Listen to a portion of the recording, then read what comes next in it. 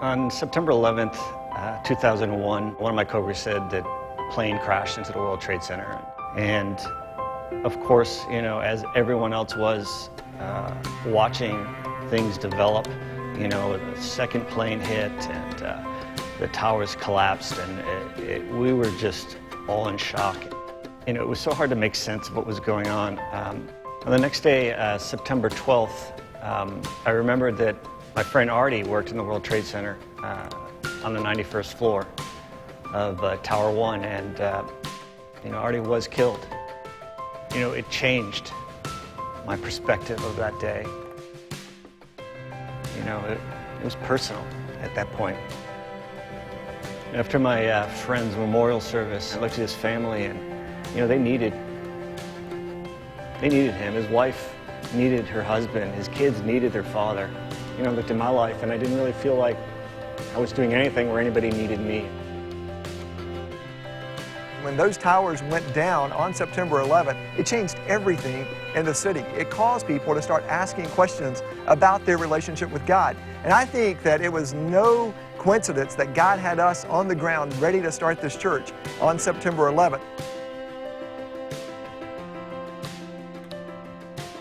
One of the guys that God drew to our church after 9/11 was a guy named Chris Brady. And Chris had been an actor in the city for over a decade, I believe. And he began to think about his own mortality. He began to ask questions about what's the purpose of his life after 9/11. One day I was walking in New York City, and someone handed me a card inviting me to the Journey Church.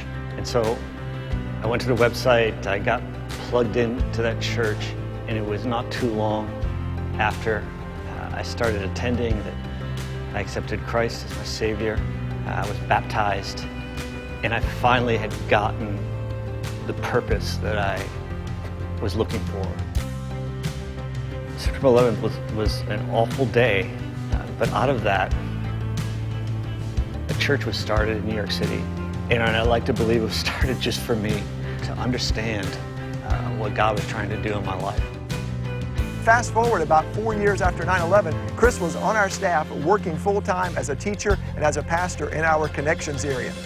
From there, God began to do a work in his heart, and then he began to realize that God was calling him to start a church as well. And then he eventually moved to San Francisco and started the Journey Church in the downtown area.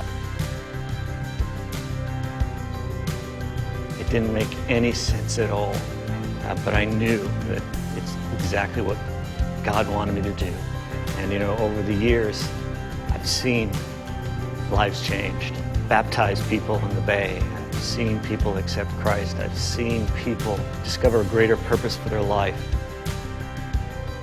And when I think about someone like Chris Brady, God worked in his life and gave him the courage to come and check out a new church, gave him the ability to say yes to Jesus Christ, and then gave him the courage to relocate from the safety of New York to the uncertainty of California and start that new church. And so all along the way, God seems to have a way of replacing our fear with his courage.